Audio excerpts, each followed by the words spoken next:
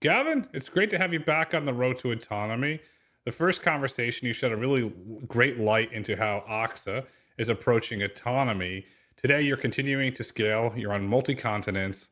What's Oxa's approach to autonomy? Awesome. It's great to be back, and thanks for having me back, Grayson. I really enjoyed the first conversation. Always learn a ton, and so it's great to be back. So our approach, really from the very beginning, is we've been on a vision for what we call universal autonomy, which, for all intents and purposes, is that we believe that in the fullness of time, that you'll have a common, singular composite set of AIs that can drive everywhere and be valuable everywhere. But I think a little bit like the proverbial elephant, we don't believe that you start by eating that vision as a whole. Like you start iteratively and you build over time as you unlock more and more capabilities. So our vision is consistently universal autonomy, but we're actually then, our mission is to unlock the value of self-driving technology where the world needs it the most. And where the world needs autonomy the most is in our supply chains, and it's in our shared passenger networks, and it's in our agriculture networks, it's how we feed the world. It's in all of these sort of really useful areas that we categorize as being sort of industrial mobility automation fleets. It's the next frontier, if you will, of something that the world has had for many years, which is business process automation.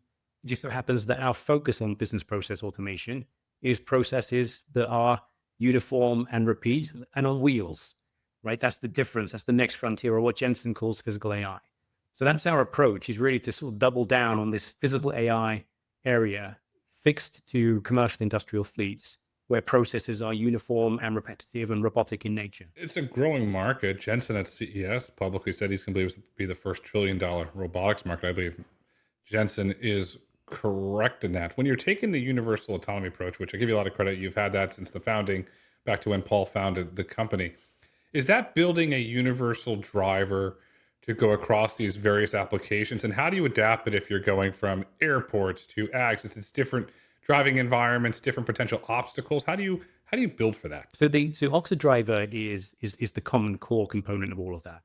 And actually, when you break down the tasks of driving and maneuvering vehicles, actually they're identical and common in almost every environment. You know, you control the vehicle by accelerating, braking, and steering, and there's not a lot else. Like you can sort of compose different maneuvers from those basic principles, but there's a lot of commonality. So what separates one domain from the next is really about data variance. It's really about the scene understanding or scene awareness, and then about reasoning with sort of different behaviors in that particular scene. And so if you're in a sort of a highly structured business environment, a port or an airport or a factory or something like this, the processes where vehicles are anchored, and incidentally, there are 300 million work vehicles that are performing jobs every single day across billions and billions of miles. And between 50 and 70% of those work processes are uniform in nature. It turns out that humans have done a really good job in making these processes optimized, right? For safety, for speed, for cost, and repetitive by nature. That's the sort of characteristics of these processes. So that's kind of where we've been focused. And that's a data problem. If you can anchor your software, your common driver, reduce the data problem from a global, generalized, everywhere, global coverage kind of system, and you can start to deliver value in these defined processes, in these defined places where those processes are uniform, it turns out that that's really low-hanging fruit for AI today, which is kind of really what the idea is behind AI.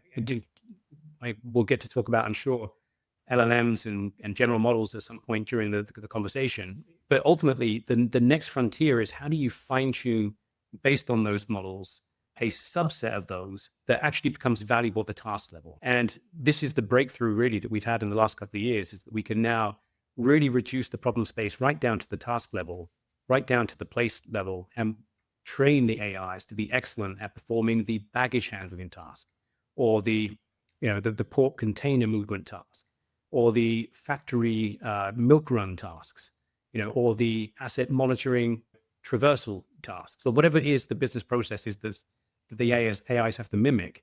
We've become brilliant at fine-tuning models to be very good at what they do in the place that they're operating. Your models do not want to be, I'm going to date myself. They don't want to be Encyclopedia Britannica. Your models do not need to know how to do open heart surgery. They don't need to recite the history of the Roman Empire.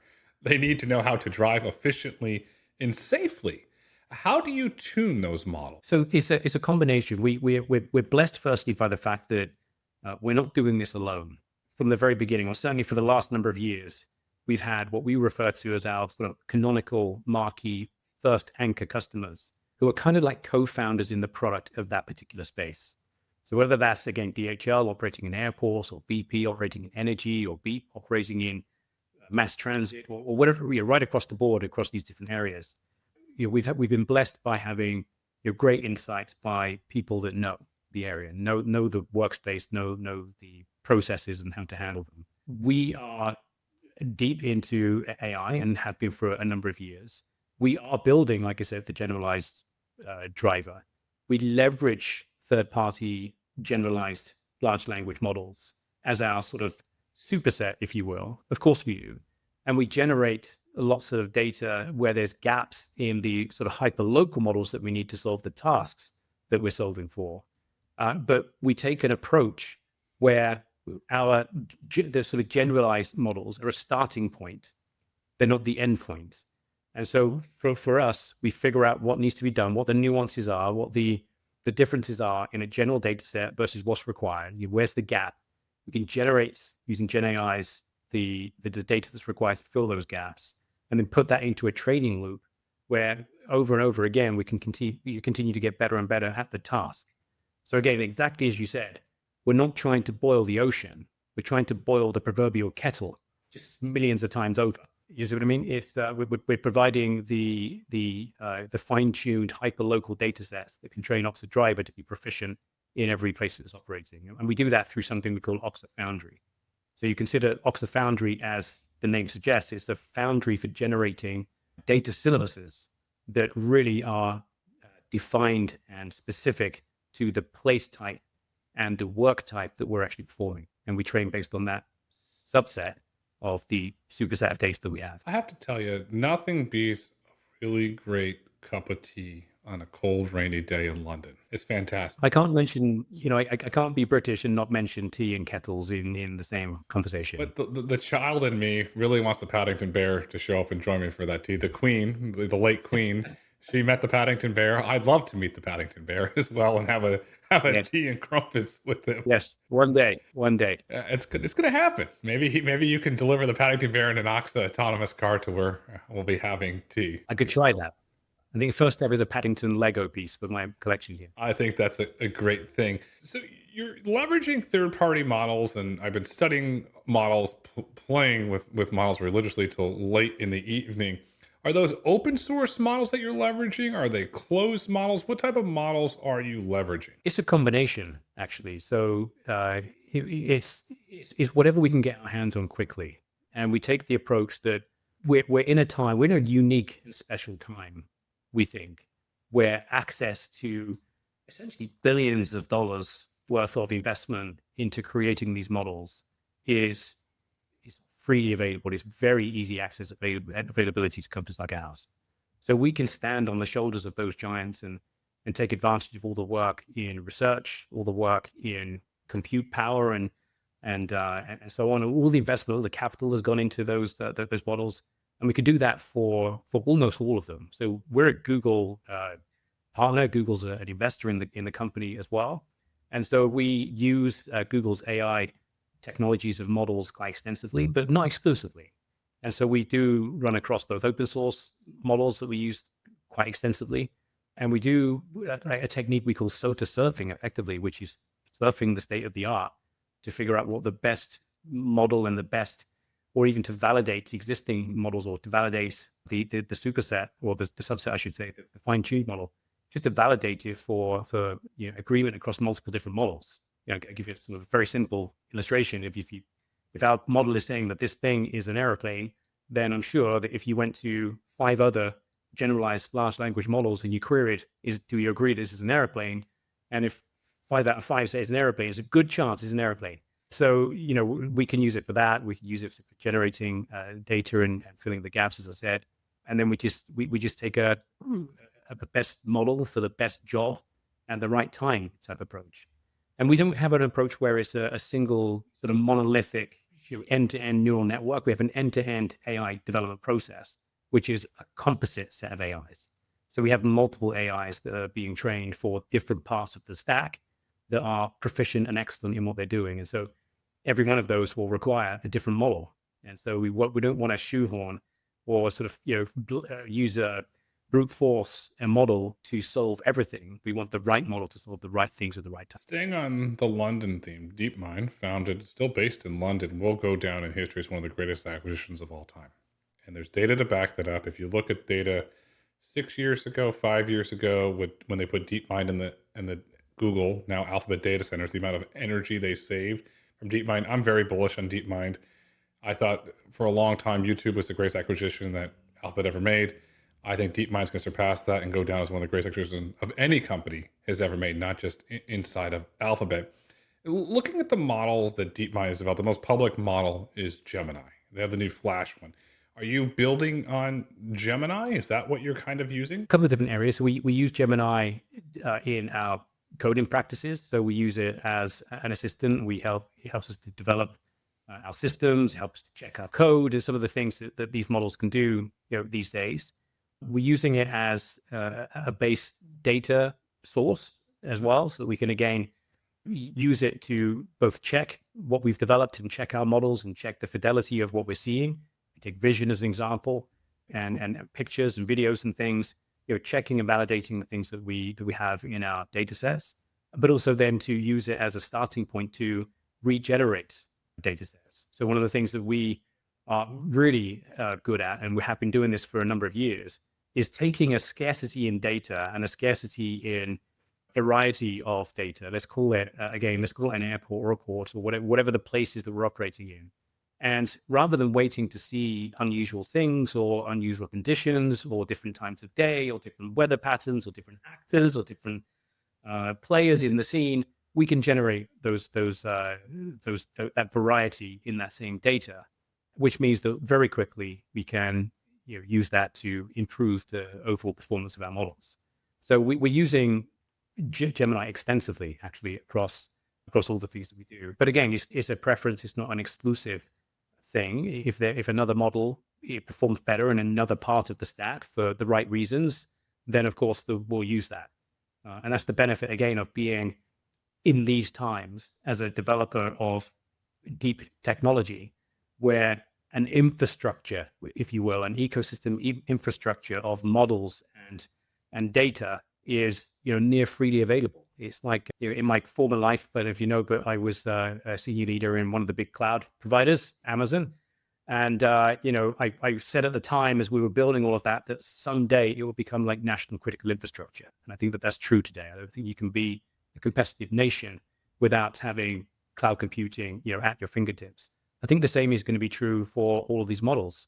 I think the same is true for being able to tap into the utility of these models and to build whatever it is you want to build on top of those models. I think it's going to become national critical infrastructure in the way that nations stay competitive. I agree with your assessment that DeepMind will end up being otherworldly valuable to Alphabet. I believe that. I believe what they're doing is meaningful. And I can't wait to see what they do next. If you look at your old home, I debate with my friends and we go back and forth. And your friend, Mr. Andy Jassy, with the investments that he's made in Anthropic, Amazon has the balance sheet. They just passed Walmart for most revenue of any corporation. Does he just go out and just buy Anthropic, put it exclusively on AWS? That gets very, very interesting. And then he can open source it very similar to Meta's Llama. Is there value in what you're doing with Claude and with Llama? So definitely value. So in the latter part of that, so definitely value in Claude and Llama. And again, we are agnostic and we are,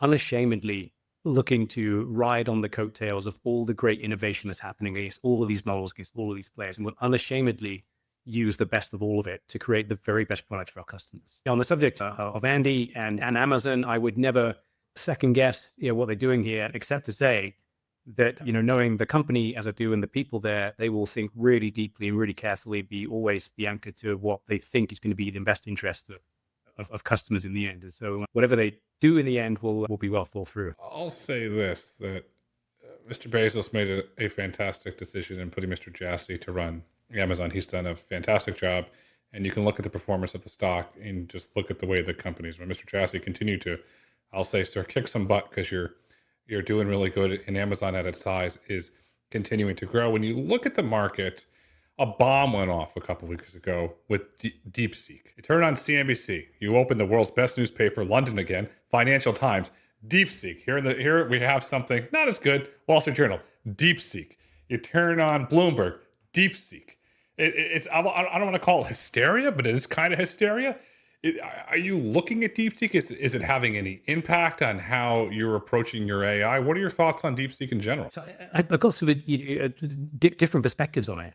So firstly, totally agree. It was absolutely everywhere, and for good reason, I think.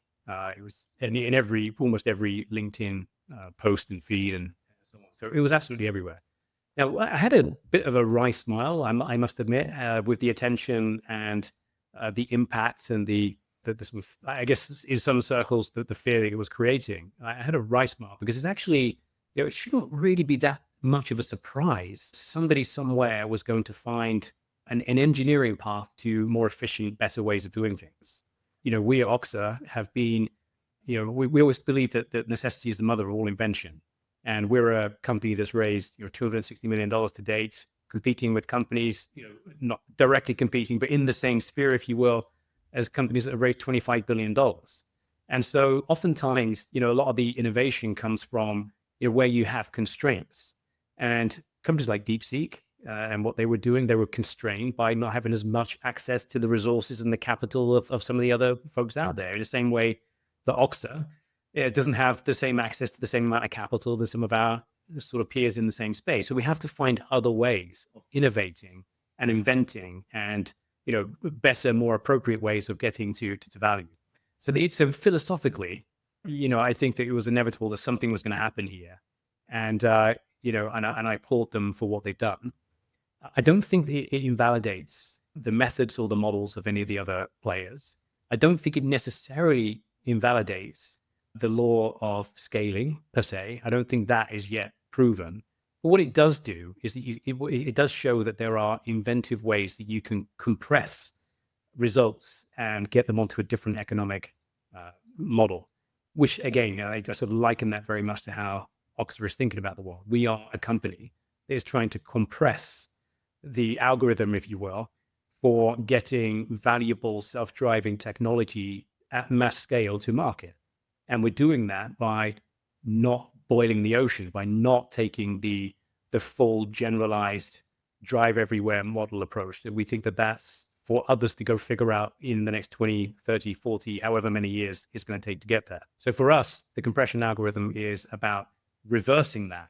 And on the journey to universal autonomy, to pick off hyper-locally in domain specific areas, build a really good, viable, lasting business based on value and do it on a fraction of the capital and the resources of everybody else. So that mother, necessity being the mother of all invention, it applies to Oxa as it does to DeepSeek. And DeepSeek is another great best-in-class tool now and data set that we can use and fold into our engineering thinking. Bottom line that everybody in this industry will agree on, the costs are plummeting. It doesn't matter if it's DeepSeek or another breakthrough. The cost to develop autonomy technology is plummeting. You've raised $260 million to date. Your payback is a lot easier than a company that's raised $7 billion, $20 billion. You have a lot faster path to profitability. Is that how you always want to maintain? You always want to maintain that rigorous discipline as you start to ramp up these industrial applications, because your payback period is a lot closer than some of your competitors that have raised tens of billions of dollars? Well, I think the truth is we try not to think about it like in those sort of stark terms of it's this way with multiple billions or it's this way without multiple billions. We just have our way. And our way is really about delivering for customers. And I think that the autonomy space has really been in research mode for many, many years. It's been in the mode where you can throw many billions of dollars at models and you can hope that you're going to get to somewhere close to commercialization in the end. And actually what tends to happen with a lot of those things, they're either Waymo, right? And they're vertically integrated, and they're in it for the long haul, and they're charging a $10 fare for a ride, but every ride costs orders of magnitude more than that. But they can weather the storm. They can weather the storm, and so it's worth them doing it. Or you end up having to pivot towards advanced driver assistance capabilities if you're focused there, if you're focused on passenger cars and the sort of everywhere autonomy moment. And so for us, we want the certainty of being able to deliver value for customers. And the most certain way of doing that is to, again, reduce the global problem down to somewhere that is in front of our noses, like something that you can actually define and write down. It turns out you can take on a single 2-pager, you can define all movement that happens in a structured environment like an airport or a port or a retail fulfillment center or whatever it might be. It's so well defined, it's so well structured. It's there are certain things that whether your inference models say I can make that dart across the runway in my vehicle or not, the safety rules say you can't do that. And so you need to learn the specifics of the types of environments that you're working in. And so by reducing that data problem down to something that's very specific, you can start to really get to value a lot faster. And that's really the model that we're proving. And I think that, again, I believe that in the fullness of time, this will be a market that is worth possibly several trillions of dollars. The software portion of that we think is anywhere between $500 billion and $1 trillion in itself. And so it's a problem worth solving. 300 million vehicles, billions of miles daily performing uniform tasks, and everybody else is thinking about passenger cars and robo-taxi. I'll take that. 100% is worth the problem solving. I bet my career on it. You've bet your career on it, along with thousands of other individuals that work in this industry. And the best thing about this industry, yes, has it shrunk and got consolidated? Yes, but we all love each other and we all get along. And yes, do we compete? Yes, but there's a general we're going to build this, we're going to solve this problem mentality. And when we solve problems, we increase efficiencies and we create value for customers. At Heathrow, I was really impressed when I saw this. You did a partnership with DHL Supply Chain. You ran autonomous vehicles on live tarmac traffic. And for the audience who's ever been on a tarmac, wow, it's busy. Gavin can tell you that. It's not hi, this is an easy environment. No, it's difficult. Talk about that partnership with DHL. What value was DHL trying to acquire when they partner with Ox? Yeah. So in the first instance, I'll just reflect on the place dynamics that you mentioned there. So very, very much, it's a crazy place. It's a city with airplanes on it, and literally thousands of vehicles and complex intersections and maneuvers and long vehicles that you don't experience anywhere else on the road. So your general models don't tend to be able to pick things up. You have to get, again, super hyper local about what you're doing there and how you're training it. But back to the business problem, DHL is a contract logistics company. They win business from the likes of Heathrow Airport and other airports around the world, and so they have to be, efficient in managing the processes that those companies task them with managing. So it's all about for them optimizing the duty cycles, optimizing the cost, optimizing everything in that particular process, so they can remain competitive and deliver for their customer, Heathrow Airport. So the task that we were set ultimately was to, at peak times, so there's no quiet times at Heathrow Airport, I can tell you. So at peak times, it's pretty crazy. So at peak times to run, it was approximately 1,400 or so kilometers of autonomous driving. We were set the task of being 95% in autonomy, so expecting there to be 5% of some form of intervention or other, and to get to at least the same type of duty cycle that a human might get to on that particular traversal. So going from here's a baggage handling application, going from the terminal building to the airplane and back again. And typically across those those processes, a human would do on average between 2.7 and 3 traversals per hour. And so that was the sort of expectation that was set. What we delivered across those 1,400 or so kilometers across a couple of weeks of deep testing was on average 4 traversals per hour. So a giant leap in productivity was really meaningful for them and for their customer, Heathrow Airport, with 99.8% autonomy the whole time. So only a minor interventions from time to time across that entire period. And during Storm Berta, which probably didn't make the news in the US because your storms are bigger than our storms, but it was a significant storm. It was a significant storm for UK. And that was all going off in the 2 weeks that we were in Heathrow Airport there. And it was crazy and we loved it. It was great. And so on the back of that, the expectation is that that's now an application that we feel very good about, we have high demand for, and we think that it's because it's uniform, it's repetitive, it's the same every time, and the structure is the same every time. Our generalized airport model is, with very little extra training, can be deployed pretty much anywhere in the world. And we're actually, I can't say too much about it, but we're actually proving that right now with other providers in other parts of the world. With the success at Heathrow with the four turns to 99.8% fully autonomous, you built trust, you created value, you demonstrated why Oxa. That pilot, will that turn into a commercial application at some point? I guess all I can say at this point is that we'd like to think so, and it's trending well, but it's not there today, and so I'll have to be somewhat guarded in the things I say. But needless to say, this technology is extremely valuable to DHL. It's extremely valuable for airports broadly, and I think that this type of technology and these solutions is on the critical path to adding more capacity, which is what all airports need to be competitive today. And I think that they will, when that happens, I think the companies that are operating there will operate with companies that have those types of metrics and trust from the types of things we've done. So I would say watch this space. It's probably the best thing I can say as he smiles. Okay, so then let's do this. When you put out a press release, we'll have you back on to do a deep dive on it. How does that sound? Good thinking. I like that. And we'll bring some of our friends with us, maybe from Custom Land. Deal. You got a deal. Well, that's for the record. You have a deal, Gavin. What's driving your customers at the airports to explore autonomy? Is it efficiency? Is it the global growing labor shortage? Is it the, hi, we don't want to come to work today. We're going to call out sick and we're going to go to the pub and watch a football match? It happens. It happens. What's driving that? I think that the way that we see this is, for the last several decades, and in my career, certainly in the last 26 years of being in the technology industry myself, I've witnessed so many different eras of automation.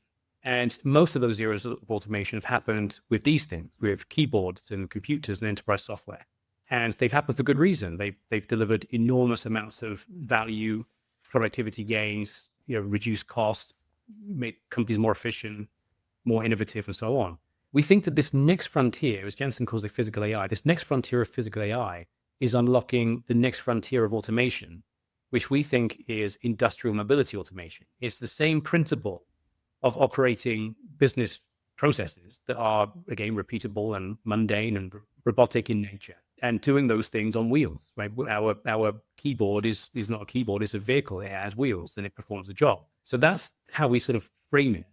The real need for our customers is everything that's documented, well documented, I think, in news channels every single day, that we have, productivity is a two-sided coin. If you can get, double the duty cycles for your baggage going from the terminal building to the airplane, you've got a productivity hike. That's good news. If you don't have that technology, and indeed you have a driver shortage in whatever fleet you're operating, it has the reverse effect. That's a productivity drain. And so productivity is a really key output for any form of automation, whether it's on keyboards or in vehicles. So that's definitely a big part of that. Productivity is not the only metric, however. So optimization of processes, and a lot of these processes oftentimes have lots of humans in them. You might not be surprised to know, and this is true in airports and ports and construction and in all sorts of different walks of life that we operate in. You have the physical human driver doing part of the task, and then you have other folks in tabards that are watching them doing the driving because of health and safety. So there's an optimization challenge as well that you overcome when you remove all humans from these sort of harmful environments where safety is a big challenge. And of course, safety is a big component of autonomy in all forms of autonomy.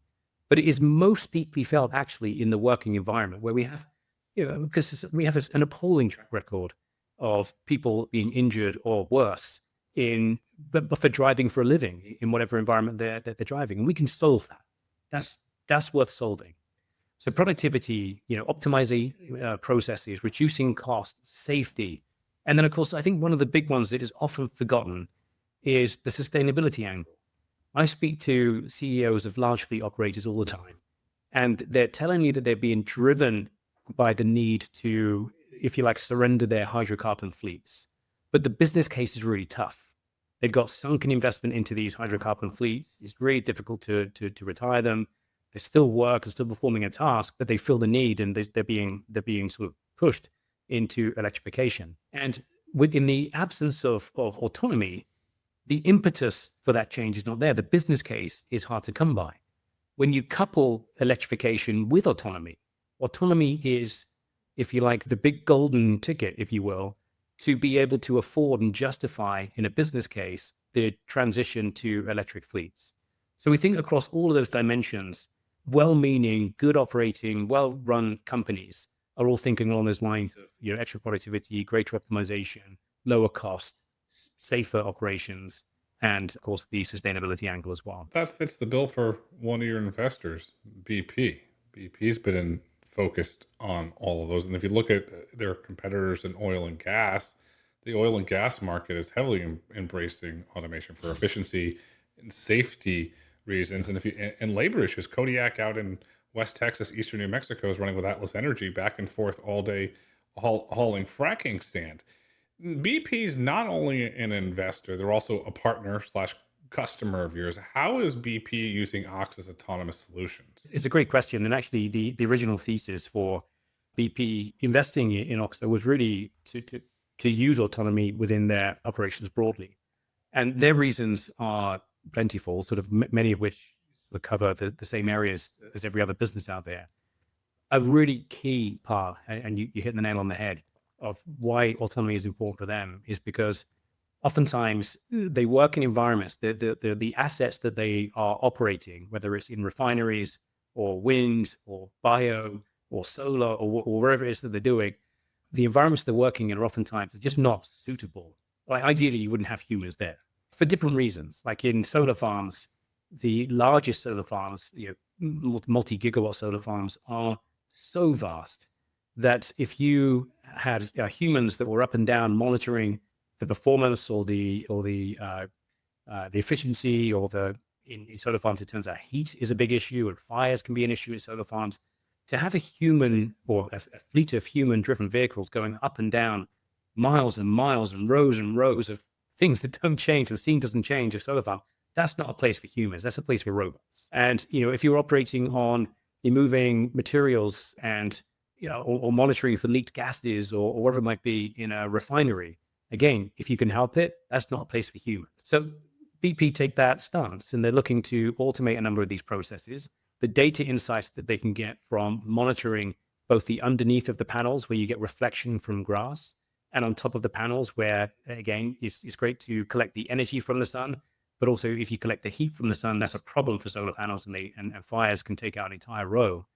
Monitoring that and doing predictive maintenance on that is a massive problem that we can solve with autonomy, because it's more difficult to do that with humans. Finding a human to go and drive several miles all day, every day, where the scene doesn't change, really quite the challenge. And so BP are solving that with autonomy. And if you do find that driver, unfortunately, and there's data to back this up, in the United States, you can look at National Safety Council, they're distracted, and there's a very good chance that individual is watching Netflix and not paying attention. And unfortunately, we've seen incidents around the world of perimeter breaches where a guard was asleep or not paying attention or on their phone, again, distracted. Are any of your autonomous robots being used for perimeters in oil and gas? And then I've been having a lot of conversations, which won't surprise you, with data center executives. And they are terrified that cyber attack, yeah, we can spin that in PR and crisis management. But if somebody physically gets in there and hacks us, we can't spin that, and we've got a big problem. Are you looking at security perimeter applications as well? We are. So it's in the category. So we sort of across industrial mobility automation, we think about it across many different domains. So things that are in the public eye and that are well sort of understood, like hub-to-hub trucking or port automation or airport vehicle automation and buses and shuttles and such like. And then lesser known applications that we categorize in the form of asset monitoring. So asset monitoring can form various different applications, one of which I've described in a vehicle that just has a thermal camera that is just detecting heat from a solar panel, and that insight is going back to BP for assessment. Or it can indeed be surveilling. It can be, one of the things that most folks that listen to the channel will likely be aware is that The self-driving problem is actually really is a spatial AI problem. It's a spatial problem. It's really kind of about understanding the world around you, reasoning with what's around you, and deeply understanding all the things that are in it. So it stands to reason that a byproduct of some of the things that we do in the collection of data through sensors to make decisions to move about the world is actually queryable data. And so understanding, whether something was left where it shouldn't have been left, or in construction, understanding, that a mound of dirt is present today, but isn't tomorrow, and planning for all of that, or again, looking at security breaches, the things that shouldn't be there, anomalies that are in the scene, all that type of data is queryable data in the service of building autonomous vehicles. And so that is another area that really by chance we came across by working with BP and others to discover that this spatial problem is something that we can also monetize in the data. So yes, the answer is that we have robots, vehicles that have various different sensors and appliances on the back of them, performing various different tasks, whether it's, again, hospital detection in solar, or surveilling for differences, or even perimeter surveillance as well. So these are all part of the asset monitoring application. Because that same perimeter can go to airports, because we've seen breaches at airports in the past. And factories. Globally, factories, that's another one. You and I can go down the line for days of all Yeah. the security and perimeters that you need security for from a vehicle type. And I really like the Oxa's approach as universal autonomy for the Oxa driver, because you go on different sizes and shapes of vehicles. You have a Ford e-Transit van. You have, I think it was a Lincoln Navigator you've tested for a while. You've tested various forms. When you're doing perimeter and you're going in solar fields, it's very difficult in some locations for a traditional passenger car to fit there. What other formats vehicle formats or robot types are you using to fit into these smaller environments where there is a clear need and your autonomy can carry over? Yeah, absolutely. So, we think very deeply about coupling not just the software and the AI models to perform the tasks in the places that we're operating in, but coupling that with the right vehicle form factor as well. And where we are right now developing is in those deep level strategic production built, serious production autonomous vehicles. So one example of that is that we're working with a UK specialized vehicle company, an EV company called Bradshaw EV. And Bradshaw EV have an off-road, essentially like a carry-all club car in that type of environment for off-roading. And it's a low-cost electric vehicle that's super ruggedized. And we fit that with, or they fit that with a reference autonomy design of hardware from us. We design it, and then it's their job to fit it, produce the product effectively to go to customers. And that's the same for Ford and for other partnerships that we have. We design the reference autonomy design, the RADs, and then the OEM or the outfitter does the job of building the product. And that's what we do for solar farms. And it's a low cost vehicle that's out there monitoring solar farms every day. So it's again fitting the right vehicle type and form factor with the right unit economics to the right application is really part of the great conundrum of running universal autonomy. And that's how you build a business, which raises the question: what is the Oxa business model? Is it a licensing? Is it a per mile? What is the Oxa business model? So our standard business model is where our software and our reference autonomy designs are integrated into the vehicle OEM, and then the vehicle OEM is transacting to a fleet operator. So in essence, the fleet operator is buying into or subscribing to a sort of vehicle as a service type model, where the back end of that is a driver as a service business model with our licensing. So the idea is that we, in the early days of Oxa, in the first number of years of Oxa commercializing, it's really been about us being the tip of the spear. But we are sort of moving backwards in that sort of value chain, and it's being replaced ultimately by the vehicle manufacturers being the tip of the spear for the transaction with the fleet operators. So that's kind of how that's trending. I know we're getting a long list of things that we're going to talk about next time and announcements that we want to make, but there's some announcements coming down the line, very significant announcements about the types of OEM partnerships that are forming right now across different applications of autonomy that I can't talk too much about now, but I will absolutely make sure to make a big thing of it next time we talk. That's great. So there are, I'll use the word potential. There are potential OEM partnerships in the works. Oh yes. Yes, very much so. We think in the fullness of time, really to get this to really for a business in autonomy to meet significant scale, we really think that the OEM and the vehicle manufacturing and indeed specialized upfitting networks are really part of that value chain.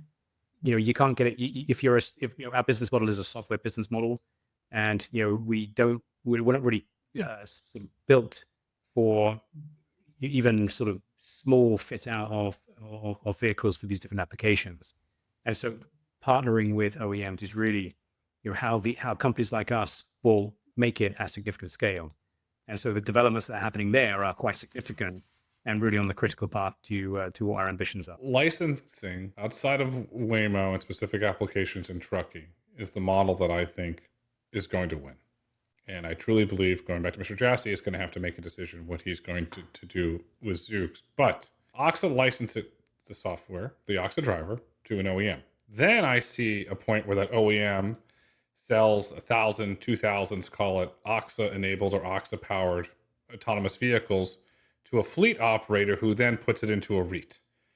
And my partner on autonomy markets, Walter Piesack, has been going on for months now about how Uber is going to just lease vehicles from REITs. And I'm very proud to say Mr. Karashaki on the earnings call yesterday talked about the power of REITs, and that's something that Uber is considering. And I did notice, I know you can't comment on it, and the SEC filing, there was an Oxa logo. So that was really, really interesting. Do you feel that in the future that we could see large REITs own massive amounts of autonomous vehicles and putting them on networks? Because if you look at your business model and you look at Waves and you look at Neuros, you win. Because all of a sudden you're just getting a licensing fee, and then you go back to your investors and you can show free cash flow. That's a healthy business because you're not going to own the asset. You're not going to maintain the asset. What you're going to do, it's kind of Salesforce. You're going to collect that check for the usage. That's brilliant. Well, that is the intention, and yes, and thank you. And I do believe that is how the value chain will come to pass in these environments, because I think it's the same also for the OEMs. The OEMs, particularly in commercial and industrial fleets, where it's still today is the really profitable parts of an OEM's business model is the industrial commercial fleets. They're doing rather well. The future of commercial and industrial fleets is this vehicle as a service model. And so, figuring out asset ownership, figuring out the entire vertically integrated supply chain, figuring out who the intermediary companies are between the user and the marketplace, if you will, I think is up for grabs. I think it's open for first movers to really kind of capture that particular space. And we know that there is an appetite for that type of model from the vehicle OEMs. We very much are tightly coupled with that business model with the OEMs. And so we think that you're quite right. I think that the fact that our licenses are consumed as the service is delivered with no to low configuration whatsoever is hopefully is going to play out rather well for us. The market's shifting in a direction. Here's another public example. Mr. Farley on the Ford earnings call, he came out and publicly said that Ford is actively exploring licensing autonomy. That's a big move, and I want to put this into context for the audience. Since Mr. Farley became CEO, the stock's down over 40%. So I understand there's B shares controlled by the Ford family, but there still are institutional and public shareholders. So something has to be done. Perhaps it's licensing that gets Ford growing again. Oxa, you're based in the UK, but as I said earlier, you have offices on multiple continents. Is there any specific geographic market that you're focused on to really accelerate your growth? Really, we're anchored mostly in Europe, Middle East, and America. So they're the core markets for us right now. It's where we have the most commercial traction. It's where our development centers are distributed across the US, actually Canada as well, and Europe. And we are, we're very excited as well about the Middle Eastern market. I have to say, they're super ambitious and very competent in terms of the industrial and commercial exchange areas. I mentioned airport expansion across the Middle East and port expansion across the Middle East. These are big scaling projects that we may have a say in the fullness of time. And so these are the markets that we care about. Ford is and what you mentioned about Mr. Farley, it's a super interesting and I think indicator of a trend. We're seeing this, and I can't really talk too much about passenger car. It's not really. I think that most passenger car parts of an OEM manufacturing line and stuff like. I think that it's been very challenging. Autonomy has been challenging for them, and obviously Ford and Volkswagen and Argo and what happened there is I guess, a case in point. In commercial and industrial vehicles, again, it's all to play for. And, we are, I think, because of what we're doing right now and how we're deploying these types of vehicles in live environments with customers every day, I think it's like a through the looking glass moment, actually, to show that if you can, again, it's like a perfect storm. If you can anchor a need, and there's a great need from industrial fleet owners, if you can anchor that to competent, capable, self-driving technology that can deliver today, because you're not waiting to be complete for the world tomorrow. If you can do that with a vehicle that is scaled and built for that world, and if you can do that in an integrated fashion, you're there. You've done it. You've won. And so that, I think, is a trend that we are seeing. We're helping to drive that trend, as you might expect. And again, I'll be able to share more about what we're doing with OEMs and the strategic activities that are going on there, hopefully by the next time we speak. The trend is only going to snowball. It's only going to get bigger. It's going to go across anything that moves will become autonomous. And a majority of those, I'll say 51+%, will be licensing deals. And it'll start in a lot of it will be in industrial where you play. And there's still, I believe, a lot of opportunity in autonomous trucking because consolidation's coming. Is that a market that Oxa would ever explore in the future? Yes. I mean, we think about this again. It's the antithesis of drive everywhere. For us, the principles of trucking, particularly, if you're Amazon or you're DHL or FedEx, and you're managing a large fleet of trucks today, you've already optimized like a great deal of those processes, a great deal of those routes. You're trying to get it as predictable as you possibly can. You're trying to make it as fuel efficient, as safe, as fast, as economic as you possibly can. So you can write down on a page, again, you can write down the structure of a process of a hub-to-hub trucking model. And it's very similar to the types of process you'd write down for a bus route, which is, again, fixed. It doesn't deviate from its route. You can reduce the data size down to something much smaller than the world and everything that's in it. And so we think that that is another repetitive, uniform, sort of almost robotic task that AIs are going to be more competent in delivering than your passenger car will be. So I 100% believe in a way that I think robotaxi is interesting, and it's going to take a company like Waymo to really make it proliferate. And I admire what they're doing. I've always doffed my cap to what they're doing. I think they're doing a tremendous job. It's kind of like only they can do this, really, with the resources they have. Next in line, like trucking is going to be enormously valuable for the world. It absolutely has to be enormously valuable for the world. And the next step beyond all of that is all of these other uniform industrial commercial tasks that we are automating every day. So we think it's part of the same sort of set of principles that we build to and that we target commercially, same set of industrial mobility automation tasks that we think we can automate. Common denominator of everything you're doing, you're unlocking efficiencies. Yes. And I've said this publicly for years. Tesla's not a car company. Tesla's not a tech company. Tesla is an efficiency company. The whole organization, that's truly what they are. Gavin, what is the future of Oxa? Well, I really think that the future of Oxa is where Oxa somehow becomes a little bit like the Intel Inside model, right? Of the past. It becomes, the thing that you don't interact with every day, that you come to rely on every day, the business fleets come to rely on every day, but they have very little interaction with it. It's the sort of hidden, brainstem of a working vehicle doing work in your fleet every single day. And we want that to proliferate across, millions of vehicles, billions of miles of work processes. We want businesses to be lifted on the back of that. We want them to be more productive. We want them to be more innovative. We want that to unlock new industry and new capabilities, new opportunities. And frankly, for Oxa to be the silent partner, just developing the technology under the hood, and working alongside our OEM partners and delivering these autonomous fleets to fleet owners. That's the way we see it. Soon, you'll be able to drive everywhere autonomously. Soon, goods will be moved everywhere autonomously. It'll be powered by Oxa because it'll be Oxa inside. The future is bright. The future is autonomous. The future is Oxa. Gavin, thank you so much for once again coming back on the road to autonomy. Absolute pleasure. Thanks for having me.